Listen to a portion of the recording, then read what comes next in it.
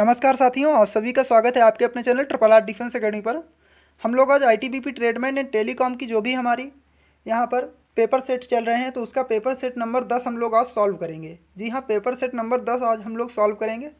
इससे पहले हमने 10 पेपर सेट अपलोड कर दिए हैं। अगर अभी तक आपने वो नहीं देखे हैं तो उस वीडियो को प्लेलिस्ट में जाकर आप उनको देख सकते हैं। यहाँ पर आपको 50 प्रश्न कराऊंगा। जिस प्रकार के आपके परीक्षा में प्रश्न पूछे जाने हैं उसी प्रकार से हम लोग यहाँ पर सॉल्व करेंगे। तो आप हमारे साथ बने रहिएगा। अगर आपको वीडियो अच्छी लगे तो वीडियो को लाइक कर दीजिएगा, दोस्तों को भी शेयर कर दीजिएगा। चैनल को अगर अभी तक आपने सब्सक्राइब नहीं किया है तो कर लीजिएगा, क्योंकि आने वाले समय में आपको इसी प्रकार की वीडियो हमारे चैनल के माध्यम से मिलती रहेंगी। तो चलिए चालू करते हैं हमारा जो आज का सेशन है उसकी ओर। तो यहाँ पर देख लेते हैं हमारा जो आज का पहला प्रश्न है कि लक्षद्वीप के लोग मलयालम के अलावा दूसरी कौन सी भाषा बोलते हैं। जी हाँ, लक्षद्वीप के लोग जो हैं मलयालम के अलावा दूसरी जो कौन सी भाषा बोलते हैं। क्योंकि अभी जो आपका बीएसएफ ट्रेडमैन का एग्ज़ाम हुआ वहाँ पर इस तरीके के प्रश्न काफ़ी ज़्यादा पूछे गए हैं। जी हाँ, उनकी जो राजभाषा है राज्यों की तो वो आपको याद रखना है, वहाँ से भी प्रश्न काफ़ी ज़्यादा पूछे गए हैं। तो मल्य भाषा जो आपकी है याद रखिएगा, यहाँ लक्षद्वीप पे मलयालम के अलावा बोली जाती है। यानी ये दो भाषाएं आपको याद रखना, लक्षद्वीप में मलयालम और आपकी मल्य भाषा जो है ये बोली जाती है। चलिए आगे देख लेते हैं जो हमारा दूसरा प्रश्न है उसकी ओर। शिवाजी के छोटे बेटे का नाम बताइए जो तीसरे छत्रपति थे। जी हाँ, शिवाजी के छोटे बेटे कौन थे जिनको तीसरा छत्रपति कहा जाता था। तो ये कहा जाता था राजा राम को। याद रखिएगा, ऑप्शन ए हमारा बिल्कुल राइट आंसर होगा, राजा राम। चलिए आगे देख लेते हैं हमारा जो अगला क्वेश्चन है उसकी ओर। सबसे पुराना वेद कौन सा है। जी हाँ, सबसे पुराना वेद कौन सा है। तो सबसे पुराने वेद की अगर हम लोग बात करेंगे यहाँ पर तो ऑप्शन हमारे क्या क्या हैं, यजुर्वेद, ऋग्वेद, सामवेद और अथर्ववेद। तो यहाँ पर अगर हम लोग बात कर लेते हैं सबसे पुराने वेद की तो ये हमारा ऋग्वेद होगा। याद रखिएगा, ऑप्शन बी हमारा बिल्कुल राइट आंसर होगा, ऋग्वेद। यहाँ पर अगर बात कर लेते हैं भारतीय संगीत का जनक की तो ये सामवेद को भारतीय संगीत का जनक कहा जाता है। याद रखिए, सामवेद को इसे भारतीय संगीत का जनक भी कहा जाता है, आप लोगों को ये याद रखना है। और अगर बात कर लेते हैं अथर्ववेद की तो इसमें जादू टोना की जो भी बातें आपकी लिखी जाती हैं, जादू टोना, तंत्र मंत्र, ये सभी बातें अथर्ववेद में आपकी दी गई हैं। तो आप लोगों को ये पॉइंट भी याद रखने हैं। चलिए आगे देख लेते हैं। जैन धर्मावलंबी जो महावीर को अंतिम क्या मानते थे। जी हाँ, जैन धर्म के जो आखिरी आपके वो थे तो वो क्या मानते थे, यानी जैन जो धर्मावलंबी थे तो अंतिम जो क्या मानते थे तो ये अपना तीर्थकर मानते थे। याद रखिएगा, तीर्थकर मानते थे। तो ऑप्शन डी हमारा बिल्कुल राइट आंसर होगा, तीर्थकर। चलिए आगे देख लेते हैं। तो यहाँ पर आपको बताना विटामिन B1 की कमी से कौन सी बीमारी होती है। जी हाँ, विटामिन B1 की कमी से कौन सी बीमारी होती है। तो यहाँ पर अगर हम लोग बात करेंगे विटामिन B1 की कमी से बेरी बेरी रोग हो जाता है। याद रखिए, ऑप्शन सी हमारा बिल्कुल राइट आंसर होगा। अगर बात करते हैं रतौंधी तो ये रतौंधी आपका विटामिन ए की कमी से होता है। अगर बात कर लेते हैं सूखा रोग, इसे आपका ऑस्टियोमलेसिस भी बोलते हैं, तो विटामिन डी की कमी से होता है। याद रखिएगा, डी की कमी से। चलिए आगे देख लेते हैं। श्वेतांबर और दिगंबर किस धर्म के थे। जी हाँ, श्वेतांबर और दिगंबर जो थे ये जैन मत के थे, यानी ऑप्शन नंबर बी हमारा बिल्कुल राइट आंसर होगा, जैन मत। चलिए आगे देख लेते हैं। एड्स का विस्तृत रूप चुनिए। जी हाँ, एड्स का आपको फुल फॉर्म यहाँ पर बताना है, कई बार आपके एग्जाम में पूछा भी गया है। यहाँ से आपको प्रश्नों का लेवल पता चल रहा होगा, किस प्रकार के प्रश्न जो हैं आपकी परीक्षा में इस समय पूछे जा रहे हैं। तो यहाँ पर अगर हम लोग बात कर लेते हैं जो इसका फुल फॉर्म होगा एक्वायर्ड इम्यूनो डिफिशियंसी सिंड्रोम, यानी एक्वायर्ड इम्यूनो डिफिशियंसी इसका राइट आंसर होगा। तो ऑप्शन सी हमारा बिल्कुल राइट आंसर होगा। आपके एग्जाम में कई बार ये पूछा भी जा चुका है। अगर बात कर लेते हैं एड्स दिवस की तो ये आपका 1 दिसंबर को एड्स दिवस मनाया जाता है, यानी 1 दिसंबर को आपका एड्स दिवस भी मनाया जाता है। तो ये आपको याद रखना है। चलिए आगे देख लेते हैं। जैन धर्म के 23वें तीर्थकर कौन थे। जी हाँ, जैन धर्म के जो आपके 23वें तीर्थकर कौन थे तो ये आपके थे पार्श्वनाथ। याद रखिएगा, ऑप्शन सी हमारा बिल्कुल राइट आंसर होगा। अगर बात कर लेते हैं महावीर स्वामी जो थे ये 24वें व अंतिम तीर्थकर थे। याद रखिए, 24वें व अंतिम तीर्थकर जो आपके थे तो ये महावीर स्वामी थे। चलिए आगे देख लेते हैं। तो हमारा अगला क्वेश्चन, निम्नलिखित में से कौन सी पार्टी या संगठन डॉक्टर BR अम्बेडकर द्वारा स्थापित नहीं की गई थी। काफ़ी महत्वपूर्ण प्रश्न है, अच्छे एग्जामों में ये प्रश्न पूछा गया है। जी हाँ, जो आपके हाई लेवल के एग्जाम होते हैं उनमें इस प्रकार के प्रश्न पूछ लिए जाते हैं। तो यहाँ पर आपसे पूछ लिया गया है कि अम्बेडकर द्वारा जो कौन सी संस्था या पार्टी का गठन नहीं किया गया था? तो यहाँ पर ऑप्शन हमारे क्या क्या हैं? दलित मुक्ति मोर्चा, समता सैनिक दल, स्वतंत्र मजदूर संघ, the Republican party of India. तो यहाँ पर अगर हम लोग बात करेंगे, समता सैनिक दल की जो स्थापना की थी बी आर अम्बेडकर ने की थी। जी हाँ, ये संगठन बी आर अम्बेडकर ने बनाया था। स्वतंत्र मजदूर संघ ये भी आपका इन्होंने बनाया था। The Republican party of India तो ये भी इन्हीं के द्वारा बनाया गया था। बाकी जो आपके दलित मुक्ति मोर्चा दल था ये इनके द्वारा नहीं बनाया। तो ऑप्शन ए हमारा यहाँ पर राइट होगा। चलिए आगे देख लेते हैं, भारतीय कम्युनिस्ट पार्टी की स्थापना किसने की थी? जी हाँ, भारतीय कम्युनिस्ट पार्टी की स्थापना किसके द्वारा की गई थी? तो ये की गई थी एम एन रॉय के द्वारा, यानी ऑप्शन बी हमारा बिल्कुल राइट आंसर होगा, एम एन रॉय। चलिए आगे देख लेते हैं, 1926 में नौजवान सभा के किसके द्वारा बनाई गई, यानी नौजवान सभा जो बनाई गई थी 1926 में किसके द्वारा बनाई गई थी? तो यहाँ पर ऑप्शन हमारे क्या क्या हैं? भगत सिंह, वी डी सावरकर, अश्वनी कुमार दत्त, जतिन दास। तो ये आपकी भगत सिंह के द्वारा बनाई गई थी। याद रखिएगा, नौजवान सभा जो इसका निर्माण किया गया था भगत सिंह के द्वारा।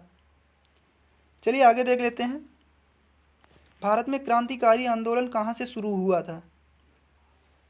तो भारत में जो क्रांतिकारी आंदोलन था ये कहाँ से शुरू हुआ था? तो ऑप्शन हमारे क्या क्या हैं? गुजरात, बिहार, पंजाब व महाराष्ट्र।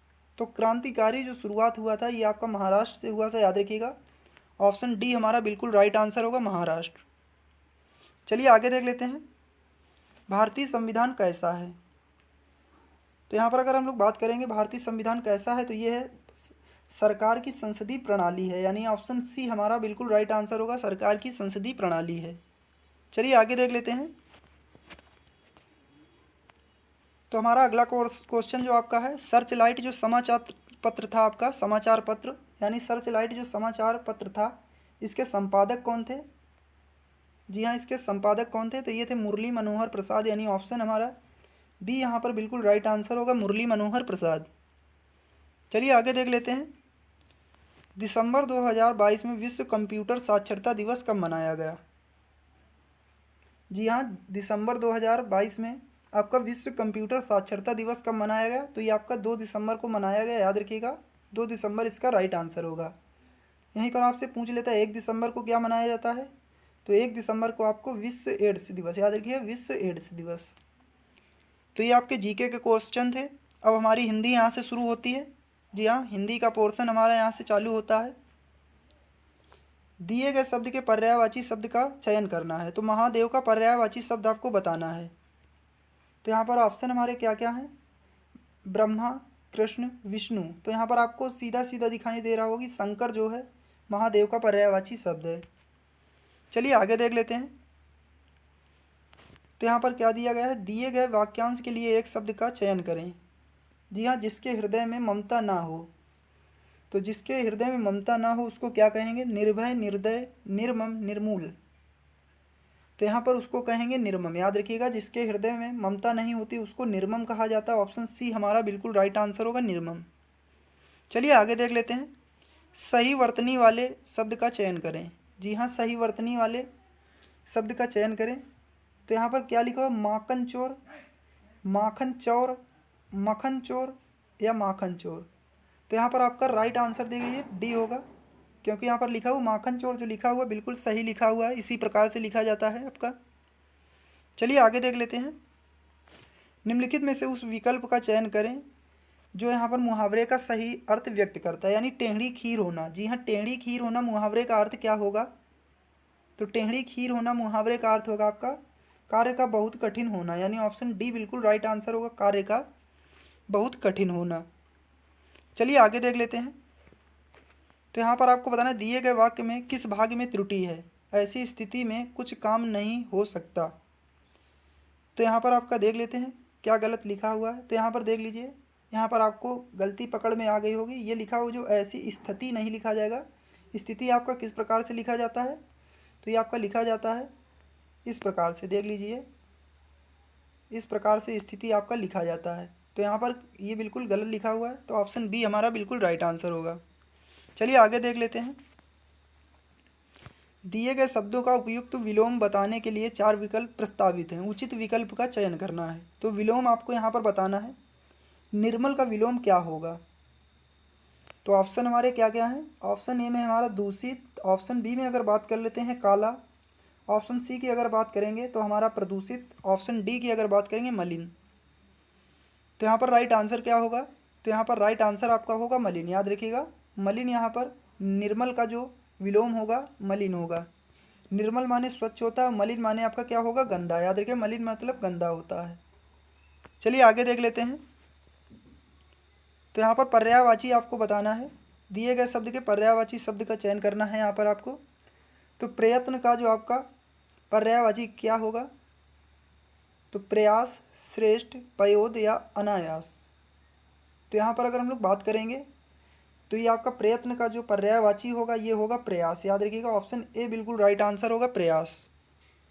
चलिए आगे देख लेते हैं। दिए गए शब्द के समानार्थी का चयन करें। जी हाँ, समानार्थी का चयन करना है। तो यहाँ पर मोल का समानार्थी आपको बताना है। तो मोल का समानार्थी क्या होगा? मूल होगा या मलिन होगा या दाम होगा या आपका मुक्ति होगा। तो यहाँ पर हम लोग देख लेते हैं इसका राइट आंसर क्या होगा। तो यहाँ पर आपने कई बार सुना होगा मोल भाव। तो यहाँ मोल भाव किस में किया जाता है? दाम में। याद रखिएगा। तो मोल को किस तरीके से आप याद रखते हैं? मोल भाव। तो आप मार्केट में जाते हैं, मोल भाव करते हैं। तो मोल भाव किसके लिए करते हैं? दाम के लिए। याद रखिएगा, दाम के लिए आप करते हैं क्या? मोल भाव। तो यहाँ पर मोल का जो समानार्थी आपका क्या होगा? तो दाम होगा। चलिए आगे देख लेते हैं। उन्नति का विलोम शब्द क्या होगा? तो उन्नति का आपका विलोम शब्द होगा अवनति, यानी ऑप्शन बी बिल्कुल राइट आंसर होगा, अवनति। चलिए आगे देख लेते हैं हमारा जो अगला क्वेश्चन है उसकी ओर। तो यहाँ पर आपको मुहावरे का सही अर्थ बताना है, यानी उस विकल्प का चयन करना है जो मुहावरे का सही अर्थ बताता हो। यानी हाथ मलना मुहावरे का अर्थ क्या होगा?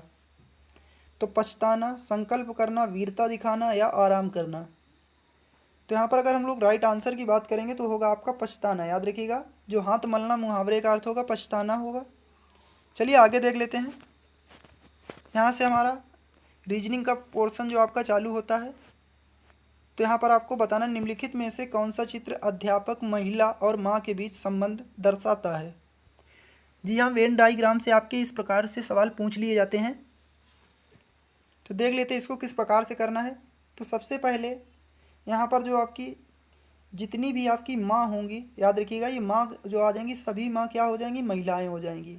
अगर बात कर लेते हैं अध्यापक की, तो अध्यापक के अंतर्गत कुछ आ जाएंगी। याद रखिए, कुछ महिलाएं क्या होंगी? अध्यापक होंगी। तो कुछ माँ भी आपकी अध्यापक होंगी। तो हम देख लेते हैं किस ऑप्शन में दिया गया। तो ऑप्शन सी बिल्कुल राइट आंसर होगा।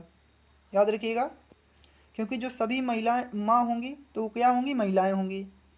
और कुछ माँ क्या होंगी? तो कुछ माँ भी अध्यापक होंगी और कुछ महिलाएं भी अध्यापक होंगी। चलिए आगे देख लेते हैं। जी हाँ, इस प्रश्न को आपको बताना है।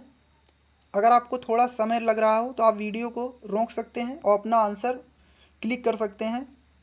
अगर सेशन अच्छा लग रहा हो तो वीडियो को लाइक कर दिएगा और दोस्तों को भी शेयर ना करना भूलें। यदि वर्षा को जल कहा जाता है, जल को सड़क तथा सड़क को बादल और बादल को आकाश और आकाश को समुद्र तथा समुद्र को रास्ता कहा जाता है, तो एक हवाई जहाज के लिए कहाँ उड़ता है? तो सबसे पहले आपको ये पता होना चाहिए। तो यहाँ पर क्या लिखा हुआ है? तो एक हवाई जहाज कहाँ पर उड़ता है? तो सबसे पहले आपको ये पता होना चाहिए कि हवाई जहाज कहाँ पर उड़ता है। तो हवाई जहाज आपका आसमान में उड़ता है। याद रखिएगा, आसमान में। सबसे पहले तो इतनी बात आपको पता होनी चाहिए कि हवाई जहाज जो आपका उड़ता है आसमान में। अब यहाँ पर आसमान के लिए जो आपका कोड क्या इस्तेमाल किया गया है, तो यहाँ पर आपका क्या बोला गया है? आसमान या आकाश। याद रखिए, आसमान और आकाश आपका एक ही होगा। तो आकाश को क्या कहा जा रहा है? तो आकाश को यहाँ पर आपका समुद्र। याद रखिएगा, तो आसमान या आकाश आपकी एक ही बात होगी। तो यहाँ पर आपके जो हवाई जहाज उड़ते हैं कहाँ पर? आकाश में। तो आकाश को आप लोग डायरेक्ट आकाश नहीं करेंगे। तो आकाश के लिए कोडित आपका क्या कोड किया गया? समुद्र। यहाँ पर सीधे कहा गया कि आकाश को क्या कहा जाए? समुद्र। तो ऑप्शन बी हमारा बिल्कुल राइट आंसर होगा। तो हवाई जहाज कहाँ पर उड़ेंगे? समुद्र में। चलिए आगे देख लेते हैं।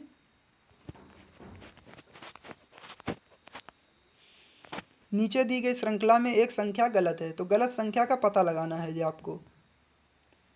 तो यहाँ पर इस प्रकार के अगर प्रश्न आप जब करते हैं तो यहाँ पर सबसे पहले जो आपको करना चाहिए, तो सबसे पहले इनका अंतर आपको निकाल लेना चाहिए। याद रखिएगा, किसी भी प्रश्न में अगर आपको प्रश्नवाचक का प्रश्न हो आपका या इस प्रकार का प्रश्न हो तो आपको सबसे पहले अंतर निकालना चाहिए। वहाँ से आपका आंसर क्या है जल्दी से आप कनेक्ट कर सकते हैं।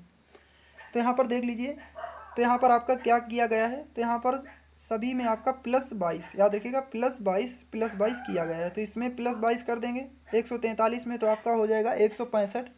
इसी प्रकार यहाँ पर 165 में 22 ऐड करेंगे, जी हाँ 165, और यहाँ पर आपका 22 ऐड कर देंगे, तो यहाँ पर कितना हो जाएगा, तो आपका 5 2 7 6 2 8 और 1, तो 187 होगा। याद रखिएगा 186 की जगह पर क्या होना चाहिए था, तो 187।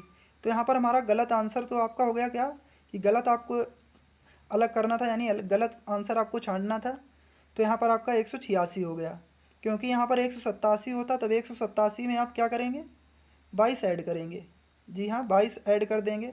तो 7 2 9 8 2 10 1 और 2 2, तो यहाँ पर आपकी +22 की श्रृंखला चल रही है, याद रखिएगा। तो इस प्रकार से आप अपना आंसर निकाल सकते हैं। चलिए आगे देख लेते हैं। तो यहाँ पर लिखा हुआ, अंकों से निम्नलिखित समूहों में कितने ऐसे क्षय हैं जिनके पूर्ववर्ती 9 और परवर्ती जो है 9 हो, यानी पूर्ववर्ती 9 और परिवर्ती, तो आगे और पीछे दोनों तरफ 9 9 होना। तो सबसे पहले आपको 6 देखना है, तो यहाँ पर 6 देख लेते हैं। तो यहाँ पर ये 2 6 जो आपके दिए, इनके तो आगे 9 या 9 है नहीं, तो यहाँ पर आपका एक ये दे दिया गया, पूर्ववर्ती भी आपका 9 है और परिवर्ती भी 9 है, तो एक ये आपका हो गया। दूसरा 6 देख लेते हैं, जी हाँ दूसरा 6, तो ये 6 तो आपके आ रहे हैं, यहाँ पर तो है नहीं, तो दूसरा 6 ये देख लीजिए, एक ये आपका, क्योंकि यहाँ पर भी आपका पूर्ववर्ती भी 9 है और परिवर्ती भी 9 है। दूसरा हम लोग देख लेते हैं, और भी हमारे क्या जोड़े बन रहे हैं, तो यहाँ पर ये तो बन नहीं रहा, ये भी आपका नहीं बन रहा, तो यहाँ पर आपके 2 जोड़े होंगे, याद रखिएगा। यहाँ पर क्योंकि बोल दिया है जिनके पूर्ववर्ती तथा परिवर्ती, यानी आगे और पीछे 9 9 होना चाहिए, ऐसे 6 आपको छांटना है, तो ऐसे हमारे 2 होंगे, याद रखिए 2 जोड़े इस प्रकार के बनेंगे। चलिए आगे देख लेते हैं। जी हाँ, इस सवाल को आपको सॉल्व करना है।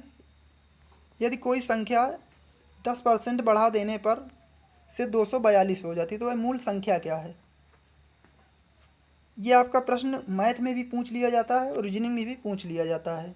तो यहाँ पर सीधे सीधे क्या करना है, x अब इंटू 10%, यानी 10% बढ़ाएंगे तो 110 हो जाएगा, याद रखिएगा सीधे सीधे 110 और बटे में 100, तो बराबर ये क्या दे दिया गया, 242 के। तो यहाँ पर क्या करेंगे, x को ऐसे करके लिख देंगे और 242, याद रखिएगा, और ये 100 आपका उधर जाएगा, यानी इस साइड आएगा, तो आपका हो जाएगा ऊपर 100 चला जाएगा और नीचे आपका आ जाएगा 110। अब यहाँ से आपको काट देना है, तो इनको काट देना है, तो 11 दूनी 22, ये आपका 2 बार बचा, कितना है यहाँ पर आपका, यहाँ पर 11 दूनी 22, और फिर आपका क्या बचा है 22, और फिर बचा आपका 2, तो 11 दूनी 22, तो ये भी आपका 2, तो यहाँ पर 22 बार आपका भाग चला जाएगा, और इसका जवाब 22 दाम 220, यानी ऑप्शन बी बिल्कुल राइट आंसर होगा, याद रखिएगा 22 दाम 220 हो जाएगा, तो ऑप्शन बी हमारा बिल्कुल राइट आंसर होगा। चलिए आगे देख लेते हैं। तो यहाँ पर क्या लिखा हुआ है, शब्द वाशिंगटन में वह कौन सा अक्षर है जो गिनने पर प्रारंभ से वही संख्या आता है जो वर्णमाला में आता है। तो यहाँ पर आपको समझना है कि ऐसा अक्षर कौन है जिस प्रकार से हम लोग ABCD, यहाँ पर D आपका E, तो इस प्रकार हम लोग गिनते हैं, तो उसी सीरियल में आना चाहिए। तो यहाँ पर आपको वाशिंगटन में देख लीजिए किस प्रकार से करना है। तो इसको मान लेते ABCD, ये आपका EF और G, याद रखिएगा G जो है आपका वहीं पर मिल गया, जैसे कि ABCD गिनने में मिलेगा, तो यहाँ पर प्रारंभ से पूछा है, तो G आपको वहीं पर मिलेगा जिस प्रकार से ABCD गिनने पर, यानी 7वें नंबर पर आपका आता है G। जी हाँ, G 7वें नंबर पर आता है, तो यहाँ पर भी आपका 7वें नंबर पर ही दिया गया। तो यही आपसे पूछा गया कौन सा आपका वर्णमाला में अक्षर था जो आपका ABCD के क्रम में आता था, तो G आपका यहाँ पर राइट आंसर होगा। चलिए आगे देख लेते हैं। जी हाँ, इसको आपको सॉल्व करना है। तो यहाँ पर क्या लिखा हुआ है, तो सबसे पहले इसको सॉल्व करेंगे। तो यहाँ पर 5C, तो 5C की जगह पर क्या कर देंगे, तो C का यहाँ पर क्या है, C का अर्थ है गुणा, तो 5 गुणा 4, ठीक है। इस प्रकार से अब A का अर्थ क्या है, माइनस, ये A का अर्थ आपका क्या दिया गया है, तो माइनस, A का अर्थ माइनस हो गया। फिर आपको इस प्रकार से 2, B का अर्थ क्या है, तो B का अर्थ है प्लस, याद रखिए B का अर्थ है +3, तो इसको आपको क्लोज कर देना है। फिर आपका क्या दिएगा, B का अर्थ क्या है प्लस, तो यहाँ पर बी का अर्थ आपका प्लस हो जाएगा। अब ये आपका 6, तो इसको आपको सॉल्व कर लेना है। जी हाँ, इसको आप सॉल्व कर लेंगे तो 5 चौको 20, यहाँ से 20 आ जाएगा, 2 तिहाई 6, तो यहाँ से आपका 6 और प्लस ये 6, तो यहाँ पर प्लस का 6 और प्लस का 6 से ये काट सकते हैं।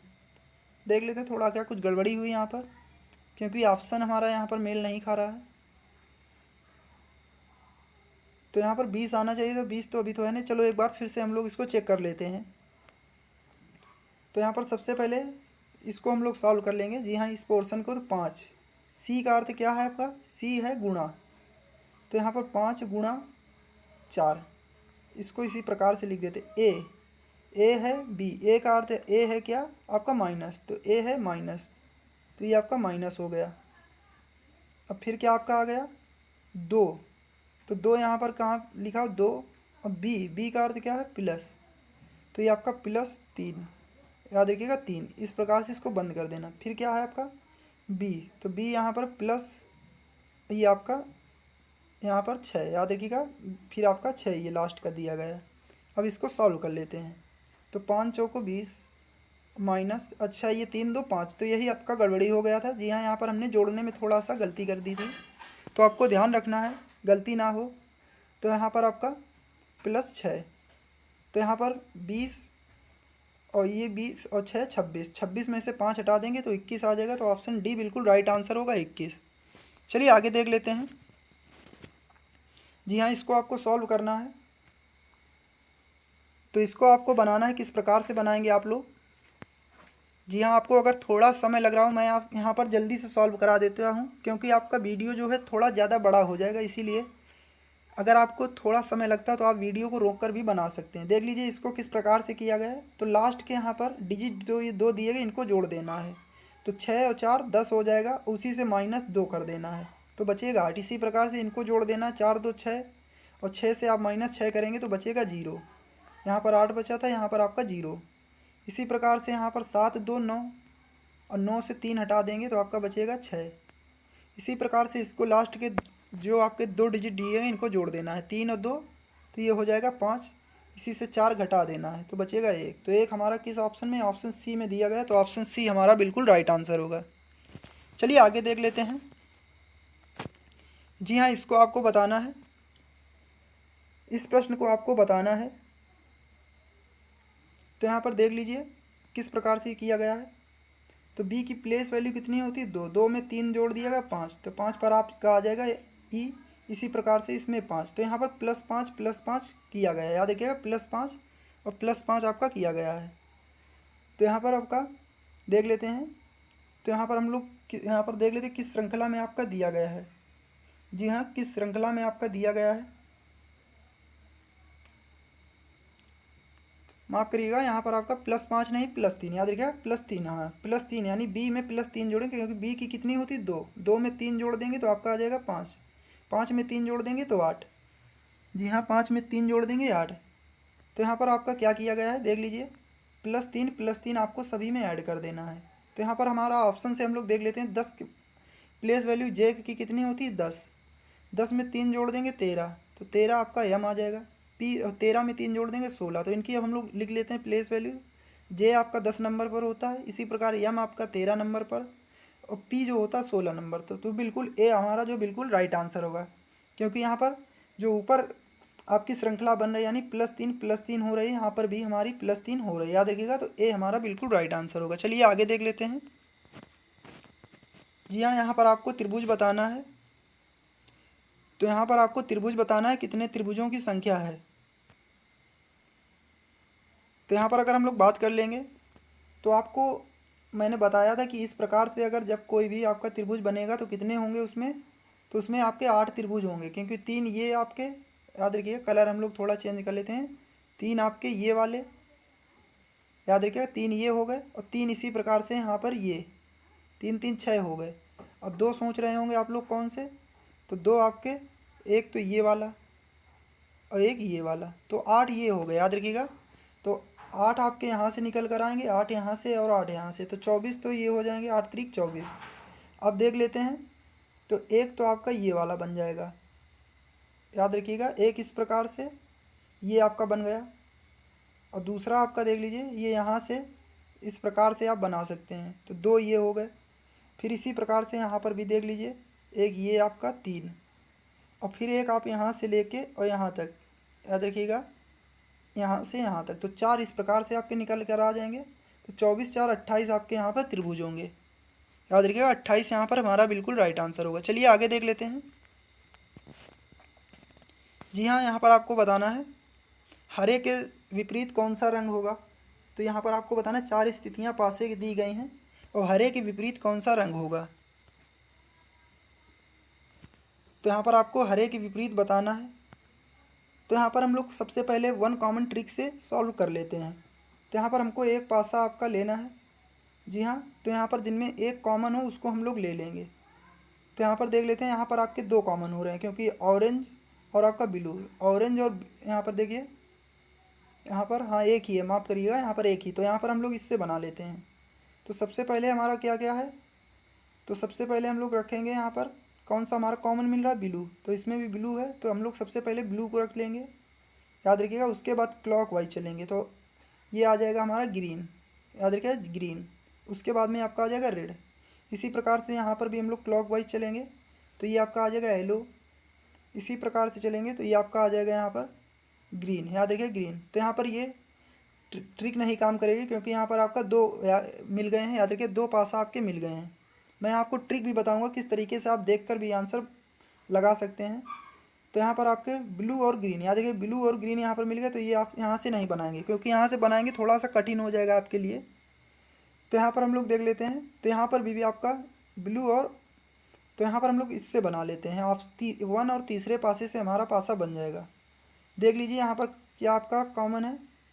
तो यहाँ पर आपका क्या कॉमन दिखाई दे रहा है, ब्लू। याद रखिए ब्लू जो है, तो यहाँ पर सबसे पहले ब्लू को हम लोग ले लेते हैं, तो ब्लू। उसके बाद में आपका आ जाएगा ग्रीन। जी हाँ, ग्रीन आ गया। फिर आप क्लॉक वाइज चलेंगे तो आपका आ जाएगा रेड। इसी प्रकार यहाँ पर भी ब्लू के बाद में आपका क्या आ जाएगा, ऑरेंज आ जाएगा। ऑरेंज के बाद में आपका आ जाएगा, याद रखिए ब्लू के नीचे ब्लू लिख देंगे। याद रखिए ब्लू के नीचे सबसे पहले तो ब्लू लिख देंगे। उसके बाद में हम लोग क्लॉक वाइज चलेंगे। जी हाँ, क्लॉक वाइज चलना है तो यहाँ पर ऑरेंज आ जाएगा और फिर आपका येलो आ जाएगा। तो यहाँ पर ग्रीन के विपरीत क्या पूछ रहा है, तो ये आपका ऑरेंज यानी नारंगी होगा। अब यहाँ पर ट्रिक से हम लोग देख लेते हैं इसको किस प्रकार सॉल्व करना है। तो यहाँ पर आपसे ग्रीन के विपरीत पूछ रहा है, तो ग्रीन आपको देखना किस में लिखा हुआ है। तो ग्रीन देख लीजिए ये आपका लिखा हुआ है इस पासे में। तो ग्रीन के जो है येलो और ब्लू, इनको आपको देखना किस में लिखा हुआ है, येलो और ब्लू। देख लीजिए येलो और ब्लू ये पासे में आपको मिल गया। तो यहाँ पर जो आपका बचा हुआ है इसका, ये ग्रीन का, तो ग्रीन का जो ये बचा हुआ ऑरेंज हो जाएगा। तो यहाँ पर आप ट्रिक से आसानी से देखते ही सवाल को बना सकते हैं। तो यहाँ पर एक बार फिर से मैं आपको समझा देता हूँ, देख लीजिए। तो सबसे पहले क्या करना है, आपको जो पासा पूछा जाए, यानी यहाँ पर हरा पासा पूछा गया यानी ग्रीन, तो उसको आपको यहाँ पर अंडरलाइन कर लेना है। अब उसके विपरीत में कौन कौन से दिए गए हैं, येलो और ब्लू, तो इनको आपको देखना है किस पासे में ये दोनों एक साथ दिए गए हैं। तो येलो और आपका ब्लू, तो ये आप एक साथ दे दिए गए। यहाँ पर अब जो बच जाएगा वही इनका विपरीत हो जाएगा, याद देखिए वही इसका विपरीत होगा। तो यहाँ पर सी हमारा बिल्कुल राइट आंसर होगा। चलिए आगे देख लेते हैं। जी हाँ, यहाँ पर आपको बताना है कौन सा नहीं बनाया जा सकता है। तो यहाँ पर आपका कौन सा नहीं बनाया जा सकता है, तो यहाँ पर देख लेते हैं। स्कूल जो है आपका नहीं बनाया जा सकता है। अब ये किस कारण से नहीं बनाया जा सकता है, जी हाँ, तो यहाँ पर कौन सी मीनिंग है। तो यहाँ पर आपका क्या बोला गया है, नहीं बनाया जा सकता या बनाया जा सकता। तो यहाँ पर आप नहीं बनाया जा सकता, जी हाँ, आपको यहाँ पर देखना है कौन सा नहीं बनाया। तो यहाँ पर हम लोग देख लेते हैं कौन सी स्पेलिंग जो है यहाँ पर नहीं है। तो यहाँ पर देख लीजिए यच जो है, यच, ये यच जो है आपका ऊपर की स्पेलिंग में नहीं दिया गया है, देख लीजिए। तो यहाँ पर आपकी ये स्पेलिंग नहीं दी गई है यच की जो है, इसीलिए ये नहीं बनाया जा सकता है। चलिए आगे देख लेते हैं। जी हाँ, यहाँ पर आपका क्या दिया गया है, एक पंक्ति में एक साक्षात्कार समिति के 5 सदस्यों में बाईं ओर बी जो है बाईं ओर बैठा है मगर ई के दाईं ओर है। तो यहाँ पर इसको हम लोग देख लेते हैं। यहाँ पर आपको इसको किस प्रकार से बनाना है, क्या बोला गया है, बी बाईं ओर है और मगर ई के दाईं ओर है। याद रखिएगा ई के दाईं ओर है मगर ई के मगर दाईं ओर है। तो ई जो है किसके, बी के दाईं ओर है। याद रखिएगा बी के दाईं ओर कौन होगा, आपका ई होगा। तो यहाँ पर हम लोग बी को पहले सॉल्व करेंगे। बी के दाईं ओर कौन होगा जाएगा आपका, एक बार फिर से इसको हम लोग देख लेते हैं, थोड़ा सा पढ़ने में आपका कन्फ्यूजन हो रही है। तो यहाँ पर आपका क्या बोला है, बी जो है बाईं ओर है, तो मान लेते हैं बी आप एक इस प्रकार से लाइन है, तो बी को हम लोग कहीं पर भी बैठा देते हैं, बी के यहाँ पर। अब क्या बोला गया, ई के, मगर ई के दाईं ओर है, तो ई के दाईं ओर कौन है, बी है, तो बी का बायां हो गया ये, तो ई के किस ओर है, दाईं ओर, तो ई आपका कहाँ पर आ जाएगा, तो ई जो है इसका यहाँ पर आना चाहिए। यहाँ से आपकी कंडीशन नहीं बन रही, तो इसको हम लोग देख लेते किस तरीके से बनाएंगे। तो यहाँ पर हम लोग इसको देख लेते हैं किस प्रकार से बनाएंगे। तो यहाँ पर देख लीजिए, ये हमारे 5 व्यक्ति हो गए। तो सबसे पहले 5 व्यक्ति, जी हाँ 5 व्यक्ति आपके ये हो गए। तो यहाँ पर क्या बोला है, तो सबसे पहले बी बाईं ओर है, तो यहाँ से हम लोग नहीं बनाएंगे, क्योंकि यहाँ से आपका प्रश्न थोड़ा बनने में दिक्कत होगा। क्या लिखा हो, इस कंडीशन को हम लोग पढ़ते हैं। ई जो है मगर ए के दाईं ओर है, तो ए के दाईं ओर कौन हो जाएगा, ई हो जाएगा। याद रखिएगा, ए के दाईं ओर कौन हो जाएगा, तो ई हो जाएगा। क्या लिखा है, ई के मगर दाईं ओर है ए, याद रखिएगा ए के दाईं ओर कौन है, ई, तो ए मान लेते हैं हमारा यहाँ पर हो जाएगा। ए के दाईं ओर हम लोग इधर ई को बैठा सकते हैं, तो ई को हम लोग यहाँ पर बिठा देंगे। याद रखिएगा, इसको 2-3 कंडीशन से आपको बनाना पड़ेगा, थोड़ा सा ही कठिन है आपका। तो यहाँ 2 तरीके से बनाएंगे। अब यहाँ पर आपका क्या बोला है, जो ई बी है ये किसके, ई के बाईं ओर है, तो ई का बायां जो कहाँ पर आ गया, ये आ गया। याद रखिएगा, ई का बायां ये हो जाएगा इस साइड, तो ये बाईं ओर है। और फिर क्या लिखा, सी के दाईं ओर है मगर ए के बाईं ओर। डी जो है यहाँ पर डी के बारे में बोला गया है, तो डी के बारे में क्या बोला गया है, डी सी के दाईं ओर है मगर ए के बाईं ओर है, तो ए के बाईं ओर, तो ए हमारा ये बैठा है, ए के बाईं ओर कौन हो जाएगा, सी। क्या हुआ, लिखा हुआ है डी बैठा है सी के दाईं ओर, तो माफ़ करिएगा डी आपका यहाँ पर आ जाएगा, जो कि इसके सी के दाईं ओर हो जाएगा और डी के बाईं ओर। तो आपसे क्या पूछ रहा है कि बीच में कौन है, तो बीच में आपका कौन है, ए है। याद रखिएगा, ए हमारा बिल्कुल राइट आंसर होगा। यहाँ पर एक बार फिर से मैं आपको ये समझा देता हूँ। तो ये देख लीजिए 5 व्यक्ति आपके बैठे हुए हैं, तो ये 5 व्यक्ति आपके बैठ गए। तो यहाँ पर सबसे पहले क्या लिखा हुआ है, ई मगर बैठा हुआ दाईं ओर ए के दाईं ओर कौन बैठा, तो ए हमारा यहाँ पर हो गया, ए के दाईं ओर यहाँ पर भी बैठा सकते हैं, बाकी आप यहाँ पर इस तरीके से ये हो गया ई। और क्या लिखा हुआ है, बी जो है बाईं ओर है ई के, तो बी आपका बाईं ओर है ई के, ठीक है। अब यहाँ पर आपका क्या लिखा हुआ है, सी, डी जो बैठा है सी के दाईं ओर, तो और ए के बाईं ओर, तो ए का बायां जो होगा तो ये हो जाएगा ए का बायां और डी का दायां। तो यहाँ से आप लोग बना सकते हो, तो बीच में हमारा ए आ जाएगा। चलिए आगे देख लेते हैं।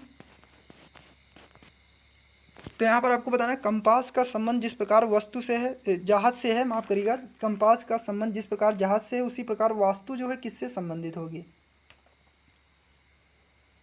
तो यहाँ पर आपका क्या होता है, कंपास से जो है जहाज की दिशा सूचक होता है। याद रखिए, दिशा, इससे दिशा सूचक कहा जाता है कंपास को, जहाज का। उसी प्रकार वस्तु को जो है यहाँ पर आपका, याद रखिए, वस्तु को किसका, तो भवन का दिशा सूचक वास्तु को कहा जाता है। यहाँ पर आपका क्या बोला गया, पुस्तक का संबंध जिस प्रकार पुस्तकालय से, उसी प्रकार जो है फाइल का संबंध किससे होगा। जी हाँ, फाइल में आपका क्या रखा जाता है, तो डाटा आपका है। याद रखिए, डाटा जो किस में रखा जाता है, तो ये आपका फाइल में रखा जाता है। ऑप्शन डी यहाँ पर हमारा बिल्कुल राइट आंसर होगा। चलिए आगे देख लेते हैं। तो यहाँ पर हमारा अगला क्वेश्चन जो है, तो यहाँ पर आपका क्या बोला गया, 2 संख्याओं का गुणनफल 12,000 है, मासा उनका जो है 40 है, तो लासा कितना होगा। तो सीधे सीधे आपको क्या करना है, 12,000 और बटे में आपको 40। अब यहाँ से आप काट देंगे तो 300 हमारा राइट आंसर निकल कर आ जाएगा। चलिए आगे देख लेते हैं। जी हाँ, इसको आपको सॉल्व करना है। क्या लिखा हुआ, यदि 40, 30, 25 और 20 यक्स 45 का औसत 200 है, तो यक्स का मान ज्ञात करना है। तो देख लीजिए इसको किस प्रकार करना है। जी हाँ, तो यहाँ पर सबसे पहले इनको जोड़ लेना है। जी हाँ, इनको आपको जोड़ लेना है। तो यहाँ पर हम लोग जोड़ते हैं 40, 30, 70, 70 और 40 110 और 5 115, और यहाँ पर हम लोग जोड़ेंगे 40, 30, 70, 70, 20, 90, 90 और 25, तो 90 और 25 आपका हो गया 115, 115 में 45 जोड़ देंगे तो हमारा हो जाएगा 160। याद रखिएगा, 160 प्लस आपका यक्स, जी हाँ यक्स, यही बराबर आपके 200 के। यहाँ पर ये कितनी संख्याएं आपकी कितनी हैं तो गिन लेते हैं, 1 2 3 4 5 6। तो यहाँ पर भाग लगा देंगे 6 से। अब देख लीजिए इसको किस प्रकार सॉल्व करना है। तो यहाँ पर हम लोग जगह थोड़ी सी कम है इसीलिए दिक्कत हो रहा है यहाँ पर। तो यहाँ पर देख लीजिए, तो हम लोग इसको लिख देंगे 160 x, यहाँ पर हम लोग नीचे लिख देते हैं। चलिए इसको हम लोग सॉल्व कर देते हैं थोड़ा सा। तो वहाँ पर हमारा क्या था, इनका जो योग निकला था 160 x, प्लस में आपका x था, याद रखिए प्लस में x, बटे में आपका 6 था। तो बटे से 6 जब जाएगा तो उधर आपका गुणा हो जाएगा, याद रखिए 200 में गुणा हो जाएगा, उधर जाएगा अगर, तो यहाँ पर आपका आ जाएगा कितना, तो ये आपका आ जाएगा 1200, याद रखिएगा 1200 इधर, और इधर आपका 160। तो x यहाँ से x ये वाला हमारे यहाँ, और 160 ये उधर चला जाएगा तो माइनस को हो जाएगा, याद रखिएगा इसको यहाँ पर माइनस कर देंगे। तो x की वैल्यू हमारी निकल कर आ जाएगी 0, ये आपका बचा 4, जी हाँ 4, और यहाँ पर आपका बचेगा कितना, तो यहाँ पर आपका बचेगा 10, याद रखिएगा 10। तो यहाँ पर आपका बचेगा 10। तो यहाँ पर अगर आप घटा देंगे यानी 11 से 1 घटा देंगे तो 10, तो 10 40 यहाँ पर राइट आंसर आ जाएगा, याद रखिएगा। तो ऑप्शन डी हमारा बिल्कुल राइट आंसर होगा। तो यहाँ पर ये जब कॉपी पे अपने बनाएंगे तो बहुत ही जल्दी बना लेंगे, क्योंकि यहाँ पर लिखने में हमें थोड़ी सी तकलीफ होती है, इसीलिए समझाने में आपको अगर मैं बता दूँ कॉपी में आप किस तरीके से बनाएंगे। तो यहाँ पर सबसे पहले इनका योग आपको कर देना है। तो इनका योग कितना आया था, तो आपका 160 प्लस x, और बटे में कितनी संख्याएँ थी, तो 6 संख्याएँ थी, यही बराबर आपका 200 के दे दिया गया। अब ये यहाँ पर हम लोग इस प्रकार से 160 प्लस x, अब ये जो आपका 6 है तो उधर इधर भाग है तो उधर जाएगा तो आपका गुणा हो जाएगा, तो उधर हम लोग गुणा करा देंगे तो हो जाएगा आपका 1200, याद रखिए 1200। अब x से ये आपका यहाँ पर आ गया, तो ये 160 आपका प्लस का है, उधर जाकर माइनस का हो जाएगा, तो आपका बचेगा 1040। चलिए आगे देख लेते हैं। जी हाँ, इसको सॉल्व करना है। यदि किसी वस्तु का क्रय मूल्य तथा विक्रय मूल्य का अनुपात कितना है, 20:25 है, तो लाभ का प्रतिशत कितना होगा। तो यहाँ पर सीधे देख लेते हैं, क्रय मूल्य 20 है और ये कितना 25, तो कितने का लाभ हो रहा है, 5 का। तो आपको यहाँ पर 5 रुपये का लाभ हो रहा है, कितने पर हो रहा है, तो क्रय मूल्य पर हम लोग जो गणना करते हैं लाभ की, तो क्रय मूल्य पर करते हैं। तो लाभ क्रय मूल्य कितना है 20, अब इंटू में 100। तो यहाँ पर हम लोग कर देंगे 20 पंचे 100 और 55 25, यानी बी ऑप्शन हमारा बिल्कुल राइट आंसर होगा। चलिए आगे देख लेते हैं। शालिनी एक सूचीगत मूल्य पर 60% बट्टा काटने के बाद एक पुस्तक को 591.60 रुपये में खरीदती है, यानी 591.60 में खरीदती है, तो पुस्तक का सूचीगत मूल्य क्या था। जी हाँ, इसको आपको सॉल्व करना है। तो पुस्तक का आपको सूचीगत जो मूल्य है वो आपको यहाँ पर बताना है। जी हाँ, सूचीगत आपको यहाँ पर मूल्य बताना है। तो यहाँ पर क्या दिया गया है कि 60% की अगर छूट होगी तो कितना बचेगा, 40, याद रखिएगा 40। तो यही जो 40 बराबर यानी 591.60, बटे में आपका कितना आ जाएगा, तो 40। अब इंटू में आप 100 कर देंगे, क्योंकि यहाँ पर 60% छूट देने के बाद में अपना कितना बचेगा, 40। जी हाँ, इसी को आपको सॉल्व कर लेना है, इसी को आपको यहाँ पर सॉल्व कर लेना है। तो इसको आप सॉल्व करेंगे तो आपका निकल कर आ जाएगा 1479, यानी ऑप्शन ए बिल्कुल राइट आंसर होगा, याद रखिएगा। इसको जब आप सॉल्व करेंगे तो 1479 निकल कर आ जाएगा। चलिए आगे देख लेते हैं। जी हाँ, ये सवाल आपको करना है, क्या लिखो, रमेश और दिनेश की वर्तमान आयु का अंतर कितना है, 15 वर्ष है, तथा 10 वर्ष के बाद उनकी आयु का अनुपात जो है 4:7 हो जाएगा। तो दिनेश की वर्तमान आयु कितनी है, यानी मान लेते ये रमेश है और ये आपका दिनेश है। तो इनको आपको ऑप्शन से करना है, क्योंकि उस तरीके से करेंगे तो आप x मानकर करेंगे काफ़ी ज़्यादा कठिन हो जाएगा। तो यहाँ पर हम लोग ऑप्शन उठा लेते हैं, यानी मान लेते हैं दिनेश की आयु यहाँ पर पूछी है, तो दिनेश हमारा कहाँ पर ये है, दिनेश की वर्तमान आयु कितनी है, तो वर्तमान मान लेते हैं ये हमारी कितनी 25, याद रखिए दिनेश की 25 है। तो यहाँ पर क्या लिखा हुआ है, रमेश और दिनेश की आयु में जो अंतर कितने का, 15 वर्ष का है। तो यहाँ पर इससे ये 15 मान लेते हैं बड़ा होगा, ये आपका बड़ा भी हो जाएगा, तो 15 इसमें जोड़ देंगे 40, तो रमेश 40 का हो, ये 25। और 10 वर्ष बाद क्या हो गया, इनकी आयु का अनुपात जो है कितना हो जाएगा, तो 4 और 7 का, तो इसमें 10 जोड़ देंगे तो आपका 35 हो जाएगा, इसमें 10 जोड़ देंगे तो आपका 55। तो यहाँ पर देख लेते हैं, यहाँ पर इस तरीके से अगर काटेंगे तो कट जाएगा क्या, तो यहाँ पर 5 से काट देते हैं हम लोग, 1 1 और 5 7 35। तो यहाँ पर इस तरीके से नहीं, तो यहाँ पर एक यहाँ पर ये क्या होता है कि रमेश इससे छोटा भी हो सकता है। जी हाँ, 15 वर्ष अभी हम लोगों ने बड़ा किया, क्योंकि रमेश यहाँ पर छोटा भी हो सकता है, याद रखिएगा, छोटा भी हो सकता है। तो यहाँ पर देख लेते हैं इसको किस प्रकार से करेंगे। तो अभी तो हमने बड़ा कर दिया, तो यहाँ पर आप इसको छोटा कर देंगे। तो 15 वर्ष छोटा करेंगे तो ये आपका कितना छोटा हो जाएगा, 10। याद रखिए 10।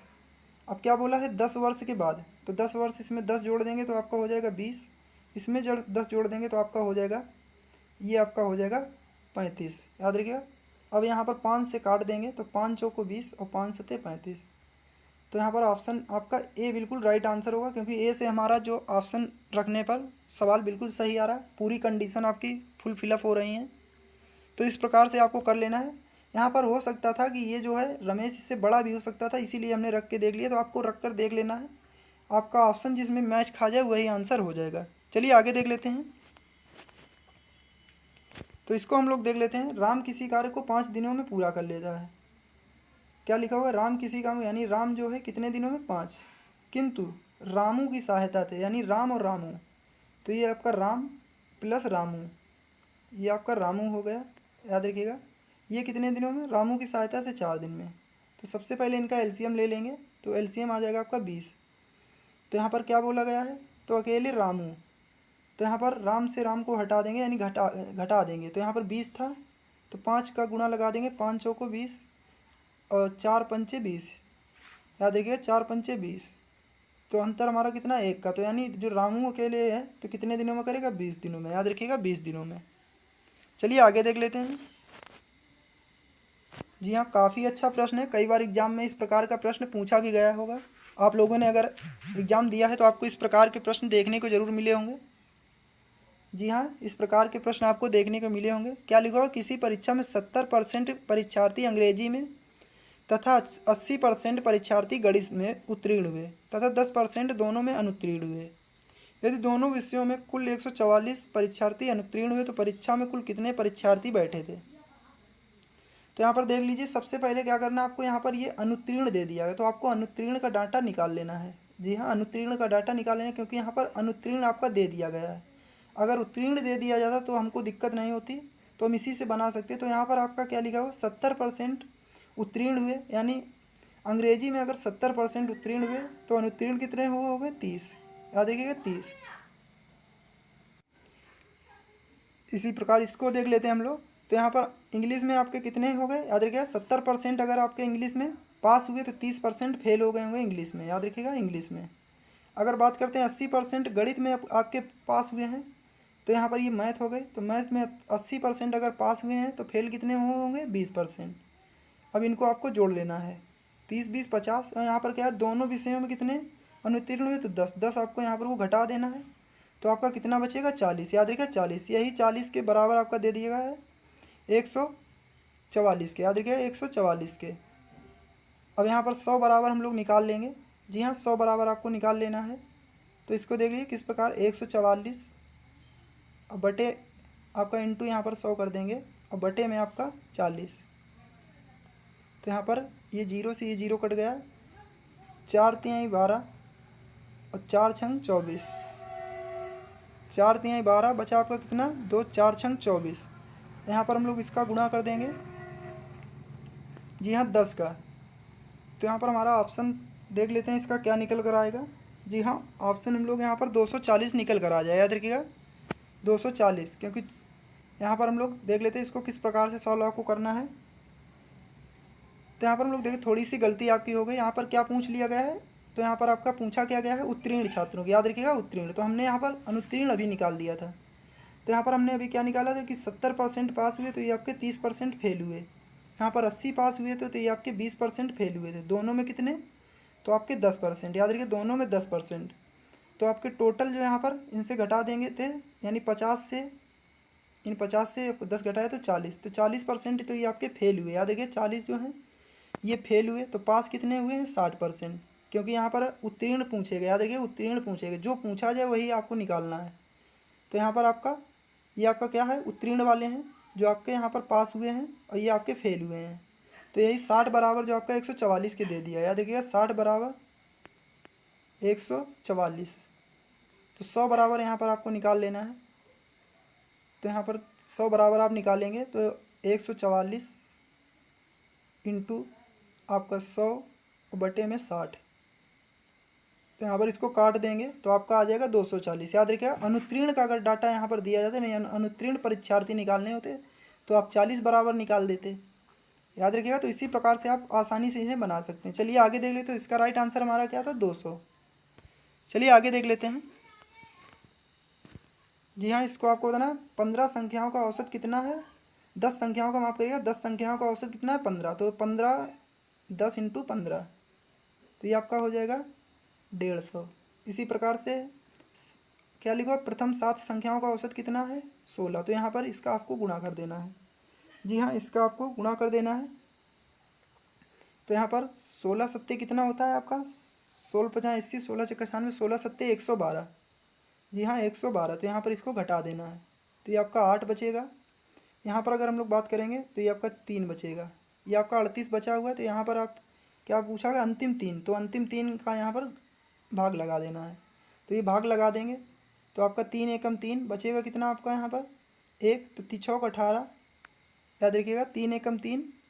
थोड़ा सा देख लेते हैं यहाँ पर कुछ गड़बड़ी तो नहीं हुई। 15,150, 16 × 85, 16 × 96, 16 सत्ते 112। तो यहाँ पर 8, 4 से 3।